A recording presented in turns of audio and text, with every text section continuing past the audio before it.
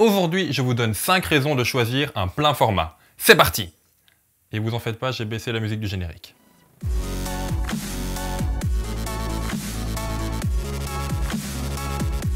Bonjour à tous, je suis Pierre et vous êtes bien dans un nouvel épisode des éleveurs de pixels. Aujourd'hui, et comme dit dans l'intro, je vais vous donner 5 raisons plutôt personnelles qui m'ont poussé à choisir un plein format. Première raison, qui est pour moi la principale, le crop factor. La plupart des réflexes aujourd'hui ont 2 crop factors différents, l'APS-C ou le plein format. La plupart, il y en a aussi en micro 4 tiers, il y en a aussi en moyen format. Les deux sont un peu plus isolés, je trouve. C'est de toute façon à vous d'aller voir sur internet, ça dépend du modèle de votre appareil photo. En tout cas, quand on commence, généralement, on prend un APS-C, et si on prend un plein format, c'est généralement qu'on en est conscient. Qu'est-ce que ce crop factor apporte? Le plein format signifie un crop factor de 1. C'est-à-dire que si jamais vous avez votre objectif 18-55, vous aurez réellement un 18-55. Même si sur plein format, il n'existe pas. Du coup, on va prendre le 50 mm.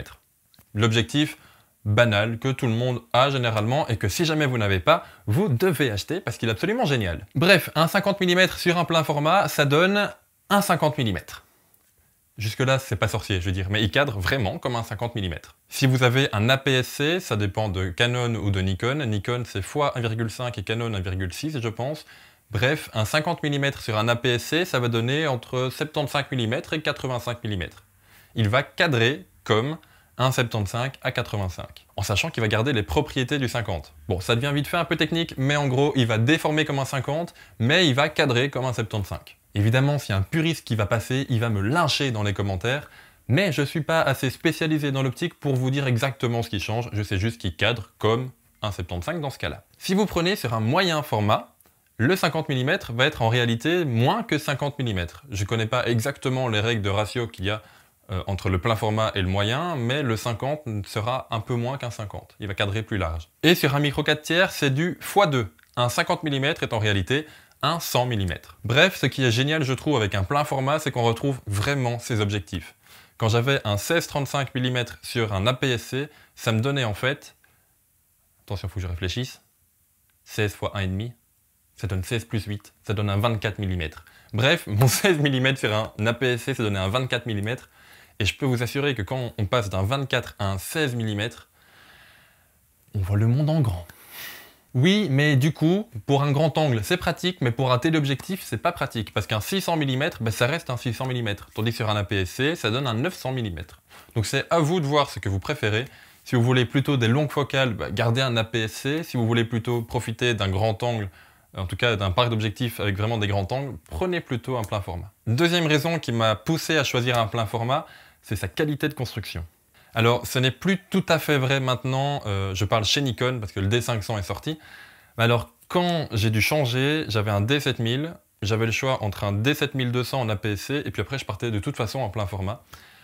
Le plein format n'indique pas, comment dire, la qualité de construction est forcément meilleure sur un plein format, exclu D500 chez Nikon et exclu le 7D2 chez Canon, parce que ce sont des appareils plus chers, plus professionnels, même si je trouve ce mot-là complètement con, mais il n'y en a pas d'autres. Généralement, vu que les boîtiers sont plus chers, ils sont plus ergonomiques. J'entends par là qu'il y a beaucoup plus de touches personnalisables sur un plein format que sur un APS-C. La qualité de construction est beaucoup mieux. Avant, je pensais aussi, my bad, vous allez me tuer, mais que les pleins formats géraient mieux la montée en ISO. C'est pas vrai. Pas vraiment en tout cas. Dans le sens où un D500 gère aussi très bien, donc le D500 pour ceux qui ne connaissent pas, c'est le meilleur APS-C de chez Nikon pour le moment, et pour un petit temps vu qu'il vient de sortir. Mais un D500 gère aussi bien les ISO qu'un plein format actuel, hormis peut-être le D5. C'est juste le capteur qui change en fait. Et de nouveau, comme je vous ai dit, les pleins formats sont généralement des appareils plus chers, et donc on va mettre toute la meilleure technologie dans les pleins formats. Mais c'est pas parce que c'est un plein format, c'est juste parce qu'ils sont plus chers. Troisième raison, là c'est un peu chicané, je dois l'avouer, mais un plein format donne un meilleur flou d'arrière-plan qu'un APS-C, en général. Il peut y avoir des exemples de photos avec des superbes flous d'arrière-plan prises à l'APS-C ou même au micro 4 tiers, mais c'est plus simple d'en avoir avec du plein format. Quatrième raison, vu que le capteur est plus grand, le plein format est un capteur plus grand que l'APS-C ou le micro 4 tiers, dans la plupart des cas, ça dépend des boîtiers de nouveau, mais la dynamique est bien meilleure sur un plein format. La dynamique, pour ceux qui ne savent pas, c'est la différence entre le point le plus sombre et le point le plus clair d'une photo. Et évidemment, le but, c'est qu'on ait le plus d'informations entre ces deux-là, qu'on n'ait pas juste noir ou blanc, qu'on ait noir, toutes les nuances, et puis le blanc. En général, sur un plein format, la dynamique est quand même beaucoup mieux que sur un APS-C. Cinquième raison, et celle-là, elle est totalement personnelle, mais il fallait bien que j'en trouve une cinquième pour finir ce top 5, si on peut appeler ça comme ça. J'ai pris un boîtier plein format parce que j'avais déjà le meilleur, entre guillemets, APS-C de la gamme et que je voulais absolument monter. Je voulais pas racheter le même boîtier, donc je suis monté un cran au-dessus et je suis tombé dans les pleins formats. Il faut avouer que depuis quelques années, avec l'arrivée du D600 et du 6D chez Canon, les boîtiers plein format se démocratisent.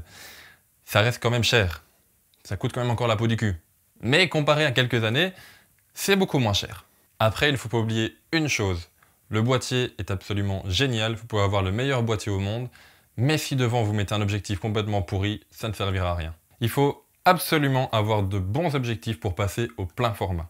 Oubliez votre 18-55, oubliez votre 70-300, oubliez votre 12-24 parce que c'est celui que j'avais qui était vachement bien sur APS-C chez Nikon, mais j'ai dû le revendre. Il faut absolument acheter des objectifs plein format pour mettre sur un plein format et ça sonne complètement con comme phrase en fait, donc ça me paraît logique.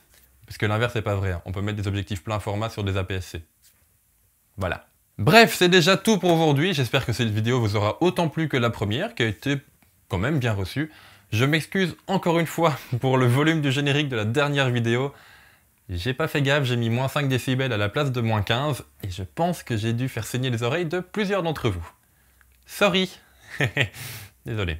Bref, quant à nous, on se retrouve bientôt pour une nouvelle vidéo.